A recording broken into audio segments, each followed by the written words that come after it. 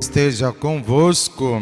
Ele está no meio de nós. Proclamação do Evangelho de Jesus Cristo segundo São Marcos. Glória a vós, Senhor. Naquele tempo disse Jesus a seus discípulos: Cuidado, ficai atentos, porque não sabeis quando chegará o momento. É como um homem que, ao partir para o estrangeiro, deixou sua casa sob a responsabilidade de seus empregados, distribuindo a cada um sua tarefa, e mandou o porteiro ficar vigiando.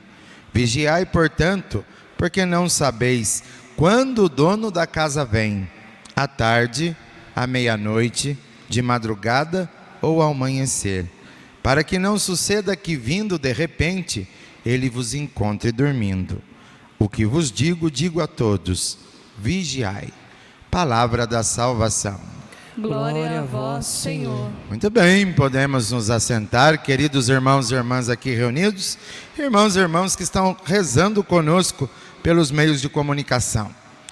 Basicamente, ao longo dessas 4 semanas do tempo do Advento, nós vamos encontrar em todas as leituras duas atitudes. Duas atitudes a gente vai ficar bem sábio, porque vão ser bem ditas. Primeira atitude que o tempo do Advento nos pede a colocar na nossa vida é a conversão, é a penitência. Por isso que ao longo dessas 4 semanas, a cor que predomina, a cor litúrgica que predomina no tempo do Advento é a roxa. Com exceção do dia 8 de dezembro, dia da Imaculada Conceição, e dia 12 de dezembro, quando a gente celebra também uma solenidade de Nossa Senhora, né? Então, mas o restante é roxo. O tempo do Advento é um convite à conversão, como a gente falou no começo da missa. Como a gente viu na própria primeira leitura. O que está acontecendo na primeira leitura? O povo de Israel se encontrava escravo na Babilônia. Muitas vezes já escutamos isso. E aí eles começaram a ficar se lamentando, começaram a tentar ficar achando culpado. Mas por que nós estamos escravos aqui na Babilônia? Por que a gente se escravizou? Por que esse povo colocou uma cangalha nas nossas costas? Aí o profeta Isaías convidou o povo a pensar: faz o seguinte, senta um pouquinho e pensa por que está acontecendo tudo isso na vida de vocês. Eles sentaram, pensaram e chegaram na resposta: infelizmente a gente se tornou escravo, primeiro porque a gente se afastou de Deus, e segundo, porque a gente foi muito ambicioso, a gente foi muito ganancioso. Por isso que na primeira leitura, lá no finalzinho da primeira leitura, se vocês se lembram, o que o profeta Isaías nos lembra que nós somos? Barros.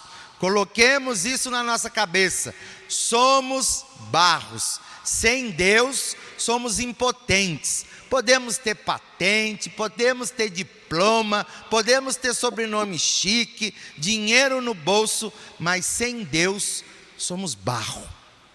Somos barro. E vocês sabem como que barro é frágil. Fragilíssimo.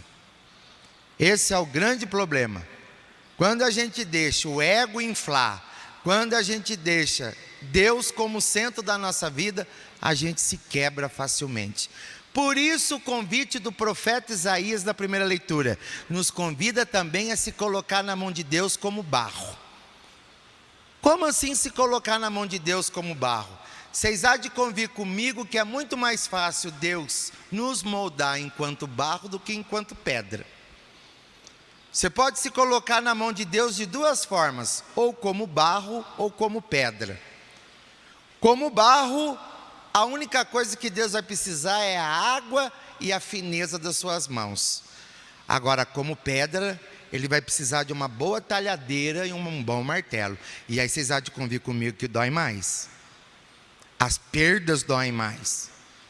Quando Deus quer fazer aquela reviravolta na nossa vida, quer transformar na nossa vida, por mais que a gente se coloque de forma dura na mão dele, ele vai modificar. Independentemente de como a gente se coloca na mão dele, ele vai modificar.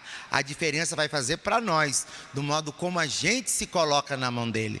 Podemos ser dóceis à ação dele na nossa vida, como um barro, e dessa forma Ele vai nos moldar de novo, porque a gente se quebrou por causa do nosso egoísmo, ou a gente pode se colocar como pedra. O problema é que a gente vai sentir mais se colocando como pedra do que como barro. Será que a gente é dócil à vontade de Deus na nossa vida? A gente de fato deixa Deus moldar a nossa vida? Ou infelizmente, constantemente a gente se coloca na mão dele como pedra? Ele vai trabalhar do jeito que ele quer, mas quem vai sentir mais somos nós. A talhadeira, como a gente costuma dizer, vai comer solta. Ele vai fazer as aparas, ele vai fazer as arestas, ele vai tirar o que é necessário. Mas vai ser mais difícil, mais dolorido para nós. Por isso o convite do profeta Isaías: nos coloquemos na mão de Deus como o que somos de verdade, barros. Sejamos dóceis à vontade de Deus. Não coloquemos empecilho diante da vontade de Deus. Mas acima de tudo, o convite que sempre nós vamos escutar ao longo dessas 4 semanas é a conversão, é o pedido de conversão. Eu sei que a maioria de nós temos na nossa casa um quartinho dos fundos, não temos? Temos um quartinho dos fundos. E o que a gente guarda nesse quartinho dos fundos nosso? Não é justamente coisa quebrada, coisa que não presta mais, só que a gente tem a mania de falar, uma hora isso aí vai servir. Faz 40 anos que tem um prego enferrujado, você fala que vai servir. Para quê? Eu não sei. Serve só para atoalhar tudo, né? Amontoar tudo, juntar escorpião, juntar barata. E eu digo que tem muito coração que está igualzinho um quartinho do fundo. Está cheio de porcaria. E não sei para quê, que ainda não foi jogado fora. Não sei por quê. Então, o momento do tempo do advento, apesar de não ser propriamente como a quaresma, mas é um convite para a gente fazer essa bela revisão de verdade. O que é necessário jogar fora, é necessário jogar fora. E o que é bom, de fato, a gente permanece. Por que eu estou dizendo tudo isso? Porque eu sei que vai ter mais um Natal, que vai ter filho brigado com o pai, vai ter irmão brigado com o irmão, que dia 24 vai estar louco para passar a mão no telefone, falar um Feliz Natal, mas o ego vai falar mais alto e não vai acontecer. Vai ter filho louco para passar a mão no telefone, para ligar para o pai ou para a mãe, por causa de besteira se separaram, mas o ego vai falar mais alto uma vez e não vai falar. Só que a gente sabe que o tempo passa. E a gente não sabe se a gente vai viver o próximo Natal. E depois não adianta o arrependimento, o remorso. Depois que está lá em cima, ai pai, ai meu irmão. Não adianta, passou, acabou o tempo. Deus está dando todo o tempo e oportunidade da gente refazer os laços, da gente refazer as amizades, que muitas vezes por porcaria ou por ganância a gente se desfez. E olha o que eu estou dizendo, dentro de casa, irmão de sangue, que comeram no mesmo prato e passaram as mesmas dificuldades. Mas muitas vezes o coração nosso é ganancioso, aí a gente acaba se desfazendo de grandes e importantes amizades. E muitas vezes interrompendo laços afetivos fortes, como é o caso dos filhos com os pais ou os irmãos de sangue. E tudo isso o profeta Isaías vem nos lembrar. Somos barro, somos impotentes. Você pode ser muito firme na frente dos outros, mas na frente de Deus você é barro. A qualquer momento que Ele fizer isso aqui, você deixa de existir. A qualquer momento. Pode ter sobrenome chique, parente chique, ser chique, mas você vai. Como qualquer ser humano mortal, todos nós vamos do mesmo jeito. Pode mudar o caixão, pode ser um caixão melhor, pode ser que não seja do plano mútuo igual o meu, mas vai. Vai, do mesmo jeito. Então é um convite para a gente repensar a vida.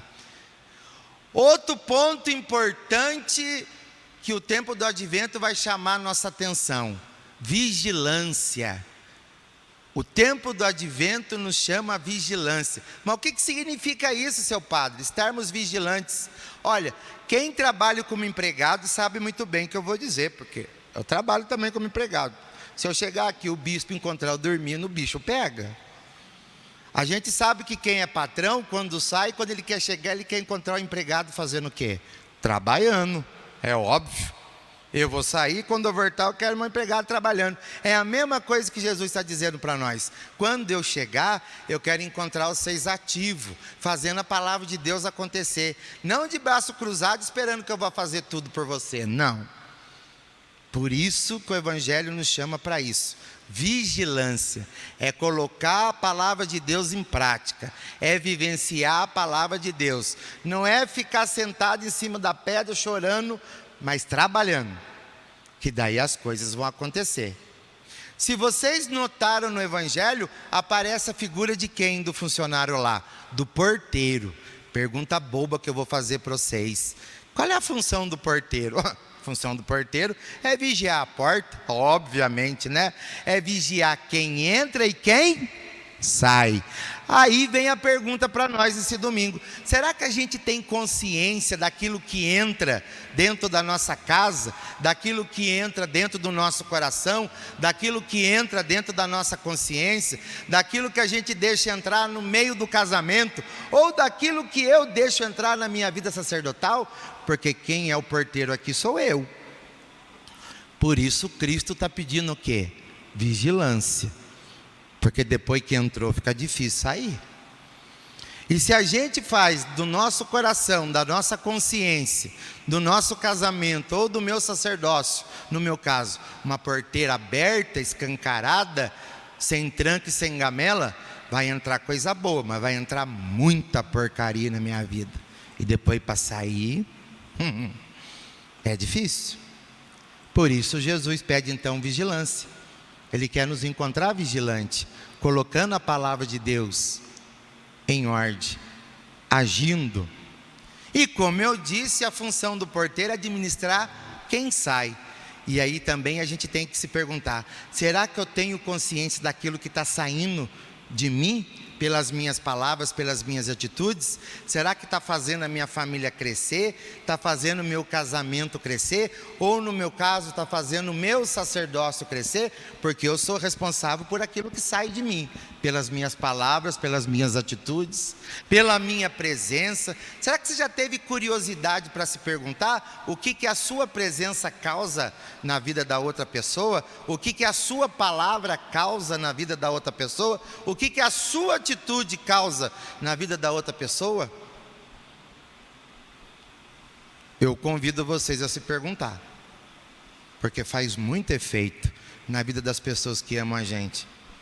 É muito triste quando sai da boca de uma mãe uma palavra maldita em relação ao seu filho. Isso marca. A criança, ela vai se tornar adulta, ela vai viver, mas ela vai carregar isso para o resto da vida. Será que a gente já tomou consciência do peso que a palavra tem? Principalmente quando sai da nossa boca em direção a quem a gente ama, a quem ama a gente, a quem caminha com a gente? São perguntas aí que eu convido vocês a refletirem nessa primeira semana do tempo do Advento. Nós somos o porteiro. Somos nós que permitimos sair aquilo que sai, e somos nós que permitimos entrar aquilo que entra. Principalmente consciência e coração. Só domina aqui, e só domina aqui quem a gente deixa. Quem a gente não deixa, não entra. Somos nós o porteiro. A única pessoa que entra aqui e entra aqui, a hora que ela bem entender, você querendo ou não, é Deus. É a única. Ela tem a chave, Deus tem a chave de tudo. Mas mesmo assim a gente corre o risco de não querer escutá-lo. É uma liberdade que a gente tem. Por isso a necessidade da conversão que o tempo do Advento vem chamar a nossa atenção. Vamos escutar também nesse tempo do Advento a respeito das duas vindas de Jesus. Espera lá, agora bananou tudo. Duas vindas de Jesus? Duas vindas. E eu arrisco falar uma terceira. A primeira vinda já aconteceu. O menino já se encarnou no meio de nós. Por isso que a gente está se preparando para o Natal, de novo, para fazer memória do Natal. Jesus já veio morar no meio de nós, Ele mora no meio de nós, Ele já passou pela humanidade. É a primeira vinda. Em que consiste a segunda vinda? Já falamos aqui muitas vezes, é a vinda gloriosa de Jesus. Ou quando Ele chegar para nós e falar assim: filho, vamos embora? É a nossa morte. É a passagem nossa. Essa é a segunda vinda gloriosa. Será que a gente está preparado para isso? Por isso, está pedindo vigilância. Podemos estar aqui tudo sentadinho, vocês escutando eu falando na cabeça de vocês, e daqui a pouco o nosso Senhor chegar: filho, vamos embora, acabou seu tempo, o que você tinha que fazer, você fez. E aí? Como é que está o nosso coração agora? Como é que está a nossa consciência agora? Como é que a gente vai se apresentar para o Todo-Poderoso? Coração tranquilo, coração sereno, ou com um coração raivoso, ou cheio de ira? Por quê? Exteriormente eu estou dando risada, mas por dentro eu estou pedindo para matar cada um com um tiro. Não sei como é que está o coração, não sou dono dos seus corações, do meu eu sou. Mas e aí? Se for um momento nosso agora, como é que a gente está? Vigiai, é o que está pedindo Jesus. Porque a qualquer momento pode acontecer essa segunda vinda, essa vinda gloriosa. É gloriosa, porque a gente termina a nossa missão. Mas é aí que a gente tem que estar vigilante. Como está o coração e a consciência nossa agora? Se esse agora é o momento da nossa partida. E eu arrisco em falar em uma terceira vinda. Mas que terceira vinda é essa que o senhor inventou, seu padre? É só para esticar o sermão? Não, é uma terceira vinda que acontece a qualquer hora. Você pode sair da missa aqui agora, ou um vizinho, ou seu próprio irmão de sangue precisar da sua ajuda. Uai, Jesus pode vir do jeito que Ele quiser, da forma que Ele quiser. Você pode agora sair daqui e ir para a feira aqui do lado, e alguém precisar de um socorro seu. Você pode chegar na sua casa para fazer o almoço, vem um amigo, um colega, um irmão, precisar do par de ouvido seu para poder desabafar. Jesus vem de qualquer jeito. Isso desde o tempo que eu era moleque na catequese. Eu lembrava que a minha catequista falava: olha Jesus, aquelas historinhas de catequese. Jesus pode vir em forma de um mendigo, Jesus pode vir em forma não sei do que, Jesus pode... Então, eu arrisco a falar que essa é a terceira vinda de Jesus, que pode acontecer a qualquer momento. Qualquer momento. Você pode estar sossegado lá, vendo o seu Faustão da vida, ou o seu joguinho, e o Cristo pode bater na sua porta lá: ô fulano, poxa vida, estou precisando conversar com você. Você chega: puxa, mas agora na hora do jogo? Tem outra hora para você passar mais não, filho? Não tem, é agora. Pode ser que Jesus venha. A gente pode muito bem acolher Jesus e fazer o nosso papel, ou você falar para Jesus: ó, volta amanhã. Aí Jesus fala: ah, volta amanhã? Então venha hoje. Pode acontecer. Não pode? Pode. Por isso então, fazendo um resumo das leituras de hoje, e que vamos falar bastante dessas duas grandes atitudes do tempo do advento: conversão e vigilância. E ficar atento a essas vindas de Jesus, ou a essa vinda que nos falta acontecer na nossa vida, essa vinda gloriosa. Vamos nos preparar sem medo, sem pressa. Acho que aqui ninguém está com pressa de se encontrar com Jesus face a face, tá? Não, mas também não dá para correr disso. Não dá para correr disso. Mas então, que o Cristo nos encontre vigilante, fazendo a palavra de Deus acontecer, agindo com caridade, com sabedoria, sabendo fazer boas escolhas, que a gente tenha a ajuda do Espírito Santo, a gente tenha a ajuda dos nossos cabelos brancos, da nossa experiência de vida. Lembremos o que Jesus fala ali no Evangelho: nós somos os porteiros. Somos responsáveis por aquilo que entra na nossa vida e somos responsáveis por aquilo que sai de nós para a vida do outro. Louvado seja nosso Senhor Jesus Cristo. Para sempre seja louvado. Convido a todos a ficar em pé e vamos professar a nossa fé. Crê em Deus Pai,